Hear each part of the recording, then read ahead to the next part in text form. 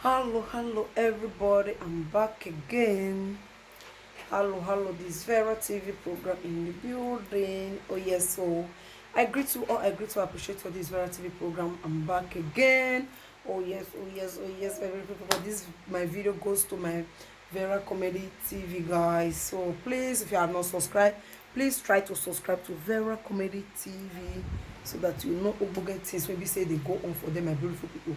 So if you have not subscribed, please try to subscribe to Vera Comedy TV. So now the ogbonge things go they go on, many things that you want to see is going on for there, my people. So God will bless you and appreciate you a lot for supporting me, for being there for me, subscribing to my channel Vera TV program. Oh yes, my beautiful people. So I greet you so much. I thank you and appreciate you a lot for supporting me, for being there. So thank you all, I appreciate you all. So ogbonge things we want go on today, we want talk about today is about a video. It's like I will show the video. Where is my phone? I check. I'm coming, guys. Let me bring the phone. Make I show now my people.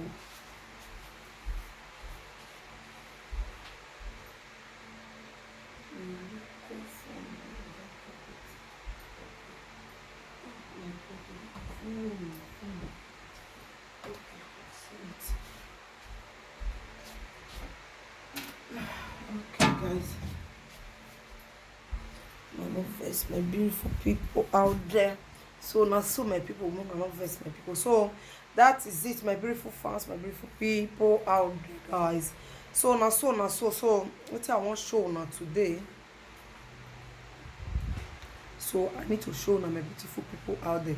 So the what happen be say there is a man, you know, say some men they now Nigeria for happen, yes, the lady na Calabar we want talk about the lady na Calabar, but I don't know where the man for come, you understand. The matter won't be like the one matter when it happen one time will be say one old man carry one small Calabar get enter hotel, at the end you can't lose a life. So wait till I want use this one. The video is there. I'm going to show you guys, make una see. Let me check the video again too. Make una see what we want to talk about today. Understand, my beautiful people. So I agree to all appreciate you. Please, if you know you have not subscribed, please try to subscribe to my channel, guys. Please, I will check. I'm not gonna do the one way before inside. Please try to subscribe. Please don't forget to subscribe to Vera Comedy TV. So okay, this is not the one. So I will check on my people.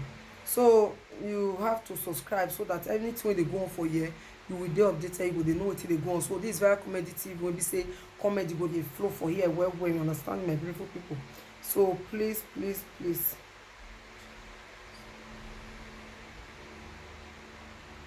So please try to subscribe so that anything they go on for you, you not go miss anyone. If you subscribe, you go dey updated. So I will show now the video before we go proceed. So may I fair use math stay touch to know my beautiful people. You know, say some men a day because this time around it does say Calabar girls, of which fine, it's okay. We fair no so okay, for example, it's okay Calabar girls. But at a time, as you as a man, you need to know say yes wetin your power go fit carry, because many men for that bongo they go comot, they go dey carry wetin e be say their power no go reach. Okay, like this man if e be say e never chop, you comot you go dey carry woman, then one turn am dey say maybe e get wetin the woman do am. You no get wetin the woman do every day, na woman you get wetin dey do man. Okay, this man still old reach now, you comot you go dey carry woman. Na only God know how many times they do when e be say at the end now they say the man the way it take happen na be say this man the lady say she dey plait hair when this man call am. Then when he call am, cut am say dey plait hair, but the man come begin dey disturb bam. Na him cause okay, he come leave her cause she say she can't tie her hair. Meanwhile she cause okay make she go meet the man. So na him and the man take the man direct am come hotel. So he say na they take go the hotel. So when they go there, na they take enter hotel room. Na when person enter hotel room, what is the next thing to do? Unfortunately, we are no baby no dey here. He say na they take do kelewa cassava and TOT. As they do and finish, and the man come stand up. The man come say he wan go bath. So as the man come on one, he wan go bath. He say na there as the man dey pour water for him. He say na there the man fall. He say as the man come for, he hear when the man fall. Na he take run go there come dey raise am, he no fit carry am get up. He say na for there na he take shout call people come. So when people come na the one wey come dey baffle me for inside, na dey ask the woman say how the woman do the Me I wan ask some men o, you go just dey as na some men go just hold you go dey find TOT dey go up and down when you know say you no get strength wey you wan take pound. At the end they say the woman na calabar na make they no be people see dey marry them for us. No be they say so your cut according to your size. Me I no understand some people. You know as your power reach, your strength, your body take. You wan use your body take compare 30 years, you wan use your body take compare 25, compare 35. You when you don hold, when you know say as person dey hold na so body dey go. But you go see some men they go wan use power on top TOT. They go wan pound am like say na pound. They yam dem dey pound. They no go wan use brain, use sense put so that men no come involve wahala or make themselves no come collapse. They will still start to dey pound. Okay, the man don pound. Okay, when the man never pound, why something no happen to the man?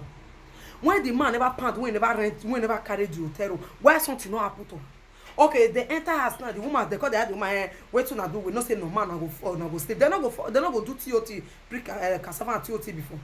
They do and the man know as the power be. Whether the man na go swallow medicine now because you know say the lady na calabar, how you want to sleep with her now. Nobody know. You know say the man don swallow medicine, make for fit take get power, take sleep with this lady.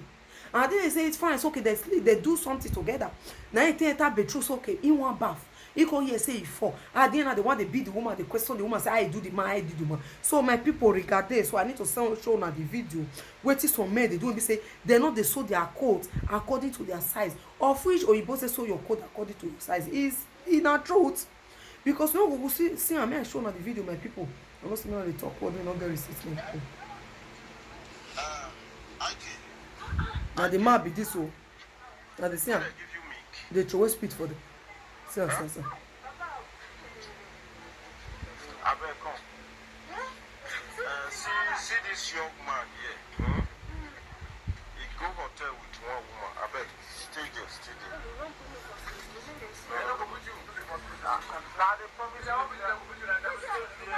So now we can't do the man. I do bad. No. You want me there, Risa? You know, stay there. Walk down. Police.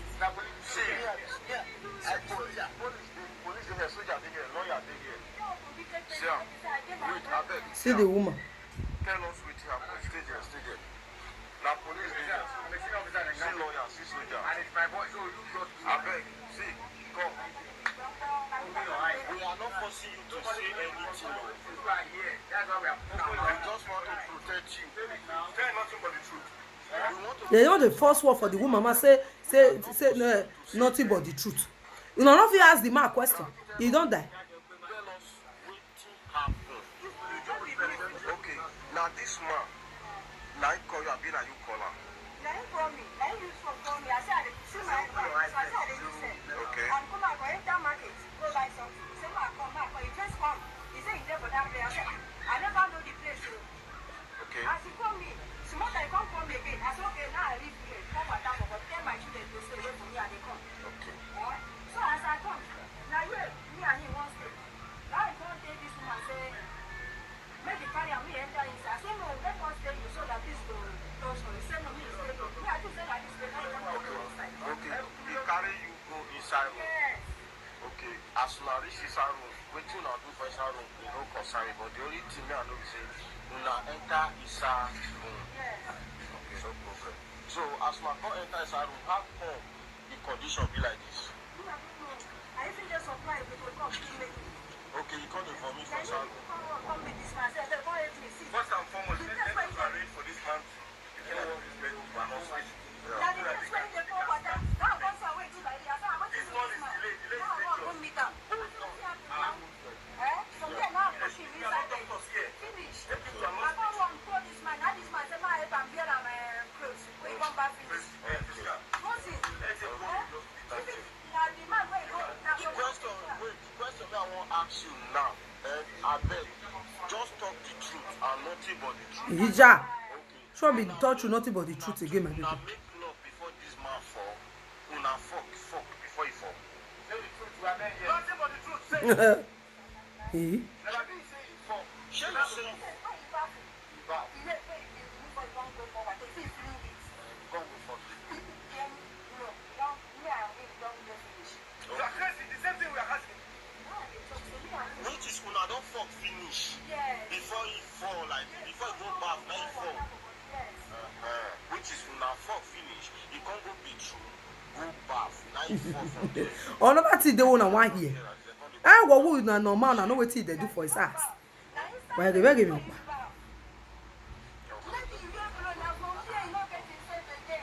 thank you.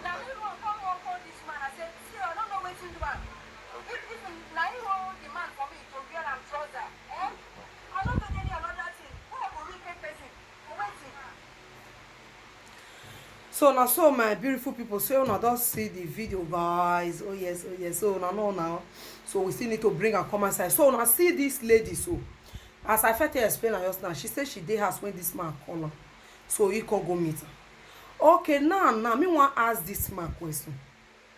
If he be say this man never is his money, or he go take mercy because he knows that the lady na Calabar, make you for vandalize and you won't see all the mook, all the mede, all the ingredients in one walora. And before you say you want walor, the mede come outside, you know say strength you not get. You know say you are not capable of walor and walor. One that shall never end, my people, no. One that shall never end. The man not say not capable of walor. He go the walor. At the end, he don't walor finish now. Make him enter bedroom, go bath now. Now he knock head for what begin the bodongo for there. Now the woman come shout again and say this woman. In one pile, people run come now. When you want the verse me inside now, they won't call the first word for this woman. Man say, wait till na do. If person enter hotel, my people, wait till they go on for them. Now mellow they go they break. I been a bones they go they fry for them. Now mellow they go they break. I been a bones. I been wash my face or make up me for inside the hotel. Now they do. Why they make them your pass? Say me see palamba. We shall. The one they want put the fault. No, when they imagine, no, not blame the man. I want the third woman say the truth shall set you free. Say the truth, nothing but the truth. Nothing but the truth. The man don't die. When I know if he ask the man question, what he use it, waiting he see by himself. He never die. And the best they can go hospital, go treat him. Not to keep in there. They ask the woman not sent and stupid question. Now the man call and you they capable, not be you call woman. Okay, now the woman don't give her the gille, the cogo meat, make it violent, make it tear and now he don't tear now he can go the knock head for chest. Beg him. Una see something. He don't tear the cogo meat now in one tight side. All I walk go gille, all I walk go gille. Then you know now he call the user the heat war. Mona see me see something. Now I suppose you say heat war. Be now anyway the peg, the quarter, walk one looking at the or snake. Be like, oh, touch for I head when they find snake for midnight. You don't find the snake now, you don't see him. No, you gotta make. You get us out of the eye. What will be that faith when you see if they talk now? You never you see get straight. You don't make you say a bear man go one side to walk, but don't make. I will load you start make the remaining breath in your seats. Can you imagine, my people? If they say make. Which one could be make make you not get strength. Now person give you the woman. I mean a person say you say by force you must go on where my back will not shook head for a side. Maybe they swim. They find be like who they swim for side river where we work back. Now you cause the faint they shout the bare head go. Nothing will not go see for like cause the bare head they go outside. Now the one they carry the blame for the woman. No. It's something we need to say the truth for where the truth today. Who wrong, more give her wrong. Who right, more tell and say right. Not be saying now the one they bend the matter now because say that lady now a woman now the one they bend and say what did you do to the man. He didn't do anything to the man, my beautiful people. Now the man do something to himself, so the man they need the explanation from that man. He never makaba my woo. When he get my hospital, may they go save the remaining to more breathe when he day he knows, so that he go feel use the man talk where he's. No need to say doctor lawyer there don't so now the kind person go hospital. And they imagine whether some boy self their head not correct. You say lawyer there, police there, doctor there, lawyer there. A doctor no give a doctor when he not get a doctor when they treat person when not get a boss when they when not get instrument. I the doctor be. Doctor there, a doctor when he they not coffee give her if na drip you go fix for body or injection go give her so that may head correct me for session stock wetin happen. Maybe say don't do no. First time maybe first your quick one he pour water. Maybe the second one now is it one today I go fire this woman. It can be that man don't take medicine. It can be not take maybe never eat better food, but he just sit to turn and go say today go use head. In your hand back when you feel no swim for inside the TOT today, you no go rest. Now he don't swim for inside the TOT now. He can see the person now we call the shots. na him come be person now wey dey faint. Abeg, una not let her faint. Like abeg, wa make pipe. Mona carry am get up, Mona go find injection drip, give am make for sit and stop where he sleep. Mona not put any allegation for that woman head. The woman said he call her, then she come. So period, we don't need to beat around the bush. Let's say the truth for where the truth dey. Now so one matter won't handle last 3 months. I be like, is it not this or last year? When you be say man, the same similar thing like this. Man, old man, 50-something years old man, you come and go they carry small girl 60 years calabar girl. You want shook head, but at the end, he don't take medicine, take fuck now. Now he fat full everyone. He say he not get better breathing. He be sleep now. He pass there go. At the end, they call they say now the girl now kill the man. More they talk to men. More now they carry weight una go fit handle. They say sew your coat according to your size, not be swell. Because now the end if this man now me gonna let her sit down now. That's another calabar guy now doesn't kill her. He doesn't kill another man. Whereas the woman not come lie down for your bed say if you not pound your cassava for side TOT no go leave you. Men are still they use sense for the TOT matter. And so they can't do that girl that time precious. People go know when they say kill that man for hotel. Where that kind of small girl go take it. Okay, this woman not still small picking. When he wants to kill, say he get children. Why he go kill person picking? Really not be say he go kill her. Maybe that woman not get man also a day. At a time, and no man not wear a shower no day. But at a time, the man need to do it as he power reach. This TOT cassava fatigue is not by force. When you know you are not healthy, you are not strong enough. You have to you have to as in keep yourself first. Gather your strength. Make sure say you dey well first before you go dey shook your cassava put for TOT. Maybe say you don't have enough strength to pound it to the end. Now they can't do now the girl now precious now. Let God come know how they can't do the God that they release them again. Whether they still carry the girl go prison. Now only God can know. Those are wickedness. So men carry woman when you know say go fit pound. Don't go carry the one when be say you know go fit pound. I beg. So that there will be peace. So that all those wara so that there will be peace. Peace good day. So now so my people, God will bless you. I appreciate you. And I'm gonna let this video too long, too much. This video goes to my Vera Comedy TV. Please, if you have not subscribed, you miss so. Please try to subscribe and see the ogbon get there. So if not subscribe, more not subscribe, my beautiful people, so that we fit start live video there. Then we fit do our comedy. Then they go, my beautiful people. So so that when you subscribe, make sure you press that bell. That bell will be continue to be giving you alerts. You're going to give you alerts. Then you're going to give you notification when you press that bell. And then I'm going to give you notification. Anything that is going on that channel, you will be forced to be notified. You will know everything when they go on. You will be updated about the channel. So thank you all. I appreciate you. This variety program on the God. I look sweet and yummy, guys. Yes, you my guy not too safe look good. So drop your opinion, drop your comment below. Thank you very much and I appreciate you all. So I'm about to go now. Thank you so much. Please don't forget to subscribe. And my Pursue the Enter House, we will enter live video for them. Now for hookup is going on for Pursue the Enter House TV. When you know you are a man or woman, you need hookup. Come to Pursue the Enter House TV. Subscribe to Pursue the Enter House TV. That is where we'll be doing our hookup program. Thank you all. I appreciate you. So I'm about to go, guys. I'm about to go now.